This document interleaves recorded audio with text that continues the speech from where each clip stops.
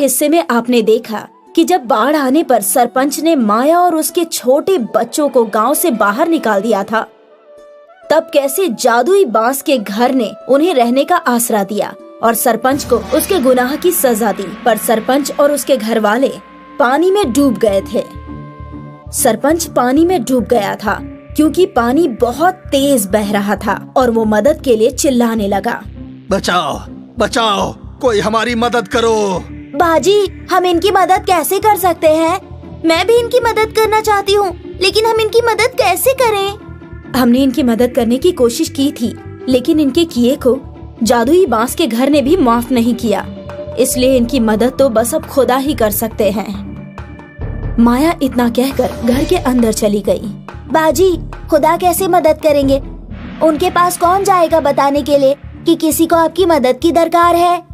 अरे बेवकूफ, खुदा ऐसे थोड़ी ना मिलते हैं किसी को भी। फिर कैसे मिलते हैं? जब हम हाथ जोड़कर और आंखें बंद करके खुदा से कुछ मांगते हैं तो वो सुन लेते हैं और जरूर कबूल करते हैं। ठीक है बाजी, मैं भी खुदा से सरपंच चाचा की मदद करने के लिए गुजारिश करता हूँ। मोनी भी अंदर चली गई और देव घर के दरवाजे पर ही बैठ गया और खुदा से दुआ करने लगा। सरपंच, उसकी जोजा और 2 छोटे बच्चे बाढ़ में बहते हुए एक पेड़ से टकरा गए और उन्हें तैरता लकड़ी का एक बड़ा लट्ठा दिखाई दिया। हाँ, तुम सही कहती हो, बच्चों की जान भी तो बचानी होगी। मेरे किए की सजा ऊपर वाला मेरे बच्चों को क्यों दे रहा है? सरपंच ने बच्चों को लकड़ी के लट्ठे पर बिठा दिया और वो उसकी जोजा दोनों उसी पर बैठ गए। हे ऊपर वाले, तू मेरे गुनाहों की सजा मेरे बच्चों को क्यों दे रहा है? मुझे मार दे, लेकिन मेरे परिवार को आसरा दे दे ऊपर वाले। क्या हुआ? आप खुद को क्यों कोस रहे हो? इसमें आपका क्या कसूर? ये तो बाढ़ आई है। सब मेरे गुनाहों की ही सजा है। जब माया के कस्बे में बाढ़ आई थी तो वो हमारे कस्बे में अपने बच्चों के साथ कुछ दिन के लिए रहने आई थी, लेकिन मैंने उसे बेइज्जत करके निकाल दिया था और आज हम पर मुसीबत आई तो माया ने माफ कर दिया, लेकिन ऊपर वाले ने माफ नहीं किया। जल्दी ही सब बेहतर होगा। सरपंच खुद को कोसता रहा और खुदा से माफी मांगने लगा। देव और मोनी घर के दरवाजे पर बैठकर बाहर बहते पानी को देख रहे थे। काश हमारे पास कोई कश्ती होती और हम उसमें बैठकर पूरे जंगल की सैर करते। हाँ बाजी, और सारे फल और फूल तोड़ कर ले आते। जादुई बांस के घर ने कहा था कि जब भी हमें कुछ भी चाहिए हो तो वो हमें दे देगा, इसलिए अब हमें एक नाव मांगनी चाहिए। जादुई बांस के घर, हमें एक नाव चाहिए जिससे हम सारा जंगल घूम आए और खूब सारे खट्टे मीठे फल भी मिल जाए। ठीक है प्यारे बच्चों, मैं तुम लोगों को एक ऐसी नाव दे रहा हूँ जो तुम्हारे बगैर चलाए ही खुद ब खुद चलकर तुम्हें सारा जंगल घुमाएगी और तुमको फल भी दिलाएगी। शुक्रिया जादुई घर। अब दोनों अपनी आंखें बंद करो। देव और मोनी ने अपनी आंखें बंद की और जादुई बांस के घर ने अपने जादू से पानी में एक कश्ती खड़ी कर दी जो देखने में बेपनाह खूबसूरत थी। अब तुम दोनों अपनी आंखें खोल सकते हो। मोनी और देव ने आंखें खोलकर देखा तो उनके सामने पानी में चमचमाती हुई एक खूबसूरत सी कश्ती खड़ी थी। वो बेहद खूबसूरत थी।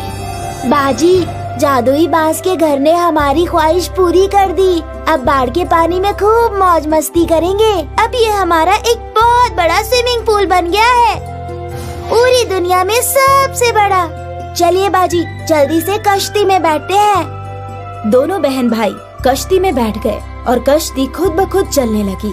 बाजी, कितना अच्छा है ना, हम उस गांव से आ गए और यहाँ आकर कितने आराम से रहते हैं। हाँ देव, वहाँ तो सूखी रोटी भी नहीं मिलती थी और यहाँ कितना उम्दा उम्दा खाना मिल रहा है। ये सब अपने जादुई बांस के घर का कमाल है। वो ऊपर देखिए बाजी, पके हुए आम। मेरे पास एक छड़ी है, हम इससे आम तोड़ लेंगे।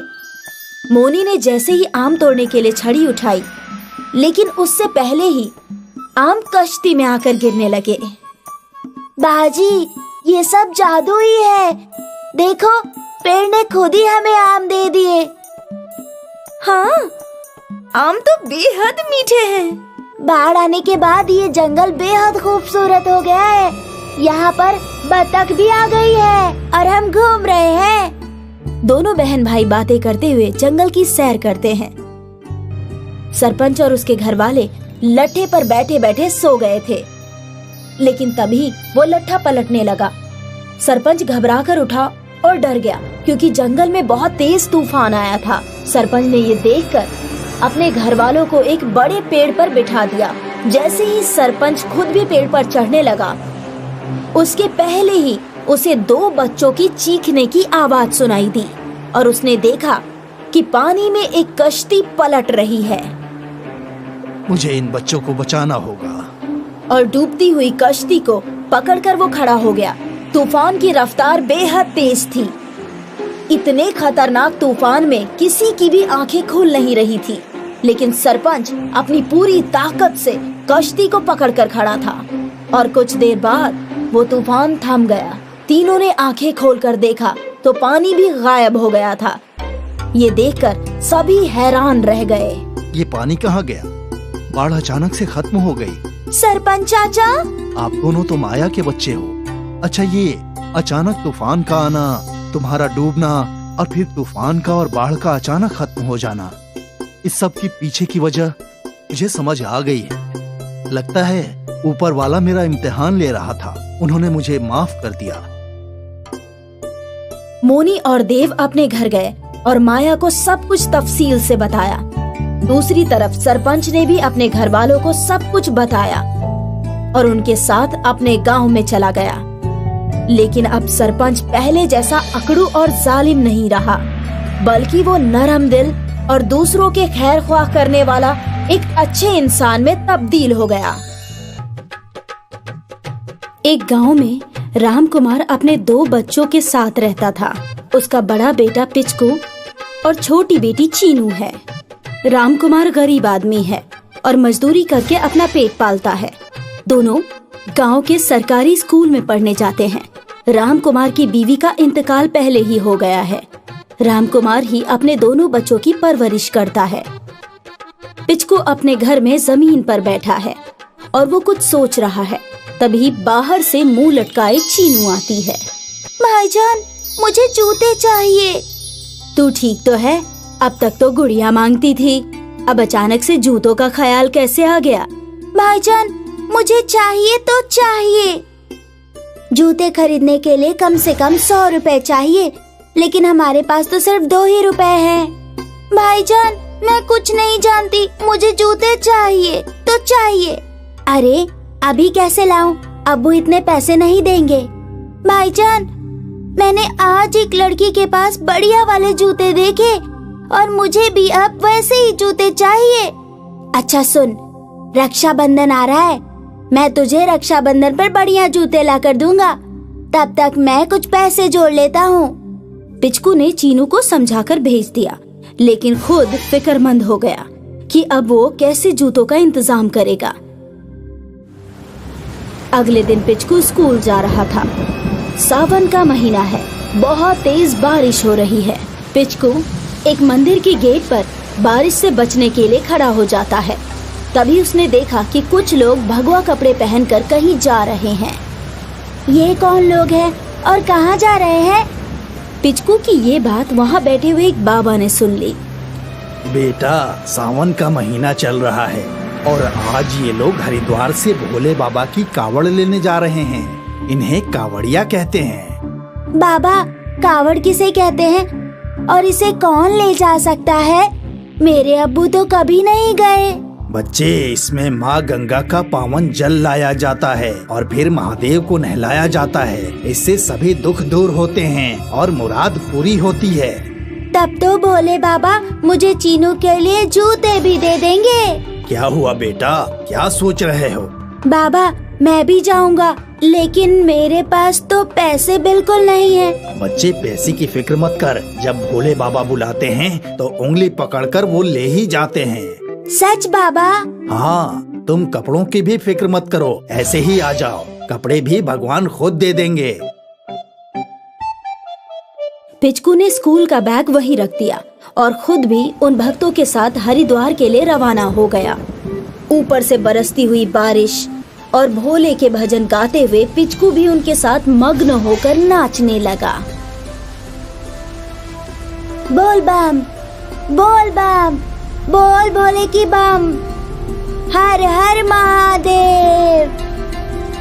पिचकू हरिद्वार पहुंच गया और वहां जाकर उसने सभी लोगों के साथ नहाया और कावड़ में पानी भर के घर की तरफ रवाना हुआ। 6 दिन के बाद पिचकू कावड़ लेकर आया और महाशिवरात्रि के महापर्व पर उसने गंगा का पानी महादेव पर चढ़ाया। भोले बाबा, मेरी बहन को जूतों की जरूरत है, बस अब आप मुझे जूते दिला दीजिए, फिर मैं आपसे कुछ नहीं मांगूंगा। बच्चे, तुमने बाबा को खुश कर दिया, अब तुम्हें इसका फल जरूर मिलेगा। बाबा, मुझे अपनी बहन के लिए जूते चाहिए, अब तो मैं कावड़ भी ले आया, लेकिन भोलेनाथ ने तो जूते नहीं दिए मुझे। सब्र का फल मीठा होता है, तुम आराम से घर जाओ, भोलेनाथ बिना मांगे सब कुछ दे देते हैं। पिचकू मन में विश्वास लिए बहुत खुशी से घर की तरफ चल दिया। पिचकू रास्ते में जा रहा होता है। घर जाऊंगा तो अब्बू बहुत नाराज होंगे क्योंकि मैं उन्हें बिना बताए चला गया था, लेकिन चीनू ने जिद इतनी की थी कि मैं सब कुछ भूल गया और उसके लिए जूते लेने निकल पड़ा, लेकिन अब बिना जूतों के ही घर जा रहा हूँ। चीनू को भी मेरी फिक्र हो रही होगी। ये सब सोचकर पिचकू बहुत उदास होता है।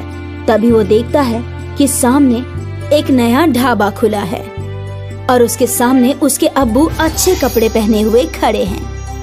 पिचकू उन्हें देखकर डर गया।